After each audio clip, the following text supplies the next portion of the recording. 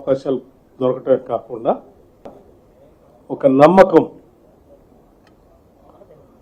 ఈ సంస్థ ద్వారా మేము బ్రతకగలం, భవిష్యత్ తరాల వాళ్ళు కూడా బతికించగలం అనేటువంటి ఒక నమ్మకం ఈ సంస్థ కొన్ని దశాబ్దాలుగా కల్పిస్తూ వచ్చింది.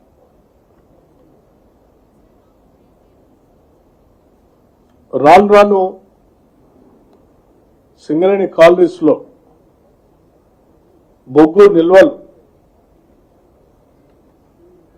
వాడకం ద్వారా తగ్గటమే కాకుండా అదనంగా రావాల్సినటువంటి బ్లాకులు ఈ సింగరేణి కాలనీస్ కి గత కొన్ని సంవత్సరాలుగా రాకపోవటం వల్ల కూడా కొంత నష్టం జరుగుతూ ఉంది. కేవలం సింగరేణి వ్యవస్థని ఇతర మినరల్స్ కి వ్యాప్తి చేయటమే కాకుండా ప్రధాన వ్యాపకమైనటువంటి బొగ్గు గనుల తవ్వకాలను కూడా విరివిగా పెంచుకోవాల్సినటువంటి అవసరం కూడా సింగరేణి కాలనీస్ కి రాష్ట్రానికి కూడా ఉందని రాష్ట్ర ప్రభుత్వం భావిస్తూ ఉంది. తద్వారా ఎనర్జీకి సంబంధించినటువంటి శక్తిని అందించే కోల్ని మనం ఒక బ్లాక్ గోల్డ్గా భావించేటువంటి కోల్ని ఈ సింగరేణి సంస్థ ద్వారా అనేక సంస్థలకి పంపిణీ చేసి తద్వారా ఈ పరిసర ప్రాంతాల్లో నివాసం ఉంటున్నటువంటి కుటుంబాలకి ఉపాధి, ఉద్యోగ అవకాశాలు రెండు కల్పించడం కోసం పెద్ద ఎత్తున ముందు పోవాలనేటువంటి ఆలోచనతో ఈరోజు వాస్తవ విషయాల్ని, తీసుకోవాల్సిన చర్యల్ని మీ ద్వారా రాష్ట్ర ప్రజలకి, కార్మికులు కూడా తెలియజెప్పాలనే ఆలోచనతో ఈ సమావేశాన్ని ఏర్పాటు చేయడం జరిగింది. ఇందులో భాగంగా ఒక శుభవార్త ఏమిటంటే కాపర్ అండ్ గోల్డ్ సంబంధించి కర్ణాటకలో జరిగినటువంటి ఆక్షన్లో సింగరేణి కాలనీస్ పాల్గొని ఇది రాయచూర్, దేవదుర్గ, సిస్ట్ బెల్ట్, కర్ణాటక ఈ ప్రాంతంలో జరిగినటువంటి ఆక్షన్లో సింగరేణి పాల్గొనటం వల్ల ఇది సింగరేణికి award. Singareni colonies copper, gold mining సంబంధించినటువంటి దాంట్లో ఎక్స్ప్లోరేషన్ లైసెన్స్ పొందిందని చెప్పడానికి సంతోషిస్తూ ఉన్నాం. 37.75%తో ఈ సింగరేణి కాలనీస్ ఈ ఎక్స్ప్లోరేషన్ లైసెన్స్ పొందడం జరిగింది. అంటే భవిష్యత్తులో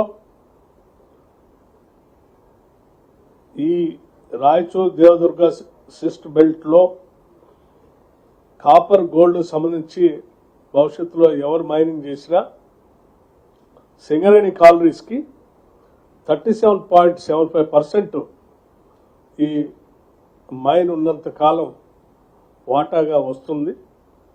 తద్వారా సింగరేణి పెద్ద ఎత్తున లాభపడుతుందని కూడా మీ అందరికీ మనం చేస్తూ ఉన్నాం. అమ్మా ఎస్, the mineral also.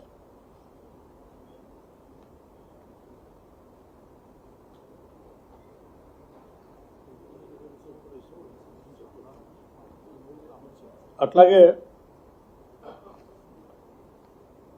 కేవలం ఇదే కాకుండా భవిష్యత్తులో ఇంకా ఇతర క్రిటికల్ మినరల్స్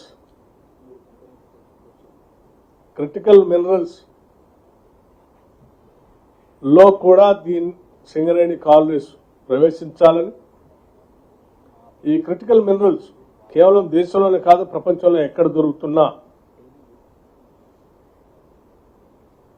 ఆయా ప్రాంతాలు అక్కడ దొరికే నిల్వలని స్టడీ చేసి సంపూర్ణంగా సింగరేణి కాలనీస్ కి సమాచారం ఇవ్వడానికి ఒక కన్సల్టెంట్ కమిటీని కూడా అపాయింట్ చేయడం జరిగింది. ఈ కమిటీ సీరియస్గా ఈ దేశంలో కాదు ప్రపంచంలో దొరికేటువంటి మినరల్స్ తద్వారా వచ్చేటువంటి లాభాలు, దాని ద్వారా వచ్చేటువంటి ఉపాధి అవకాశాలు, వీటన్నిటిపైన కూడా స్టడీ చేసి సమగ్రమైన రిపోర్ట్ ఇచ్చిన తర్వాత సింగరేణి కాలనీస్ దానిలో కూడా ప్రవేశిస్తుందని చెప్పి మీ అందరికీ తెలియజేస్తా ఉన్నాం. సింగరేణి గ్రీన్ ఎనర్జీ లిమిటెడ్ అంటే కేవలం బొగ్గును ఉత్పత్తి చేయడమే కాకుండా కరెంటు ఉత్పత్తిలో కూడా సింగరేణి కాలనీస్ ఇప్పటికే ప్రవేశించిన విషయం కూడా మీ అందరికి తెలిసిందే. జైపూర్ దగ్గర థర్మల్ పవర్ ప్రాజెక్ట్ పెట్టి నడుపుతున్నటువంటి విషయం.